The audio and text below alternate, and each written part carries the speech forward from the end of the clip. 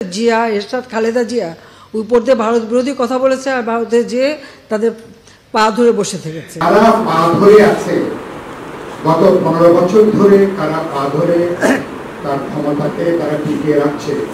গত 15 বছরে যে আমরা দেখছি না, এই সরকার যে বাস্তবে তারাই যে ভারতের পা ধরে যে তাদের অবৈধ ক্ষমতাকে জবরদস্তিভাবে তারা যে টিকিয়ে রাখছে।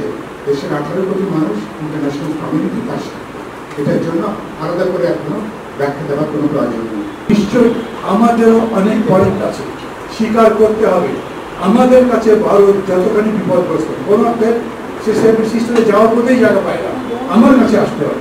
এই যে রেল ট্রানজিট চাইছে কেন? বিকজ তার কাছে বিকল্প নেই। তো আমি আমার স্ট্রেংথটাই বুঝতে পারছি না, আমি নিজের দুর্বল গেছি, যেহেতু আমি 2 নম্বর করে ক্ষমতায় থাকতে চাই, তাদের সরকার কিছুটাই পাচ্ছি না। কিন্তু একটা গভর্নমেন্ট যদি আসে যে নিজের পায়ে দাঁড়াবে, জনগণের শক্তিতে দাঁড়াবে, সে যেরকম করে নেগোসিয়েট করতে পারে সেরকম করে নেগোসিয়েট করতে পারবে না, তাই পারছে না। আমরা মনে করি ওই ধরনের সরকার আসলে ওই নেগোসিয়েশন করে এই প্রবলেমগুলো সলভ করার পথে আগে দিতে পারবে।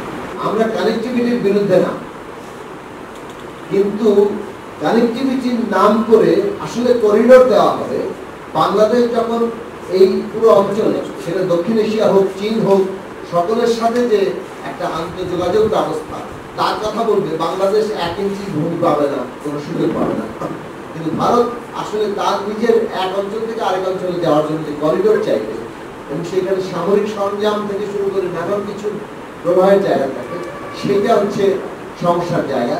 যে সেটা দেওয়া হচ্ছে তখন যখন হচ্ছে আসলে বাংলাদেশের স্বার্থ দেবে একের পর এক, সেটা পানি রুষা হোক, সীমান্ত হতে হোক, বাণিজ্য ঘাটতি হোক, সর্বত্র সেগুলো উপেক্ষিত হচ্ছে। এই জায়গা থেকে আমরা বলছি যে তাহলে এই যে ভারতের করিডোরের একটা স্বার্থ রক্ষা করার চেষ্টা, যেটা তার সামরিক নিরাপত্তাগত স্বার্থ এবং যেটা বাংলাদেশকে বিপদের মধ্যে ফেলবে, এরকম একটা জায়গা হচ্ছে কিসের বিনিময়ে, যেখানে বাংলাদেশের কোনো দাবি আদায় হচ্ছে না, কোনো ন্যায্য দাবি আদায় হচ্ছে না, সেইটা পরিষ্কার করে দেয় যে এই বিনা ভোটে ক্ষমতায় থাকার বিনিময়ে এই সমস্ত বিষয়গুলি দেওয়া হচ্ছে। ধন্যবাদ।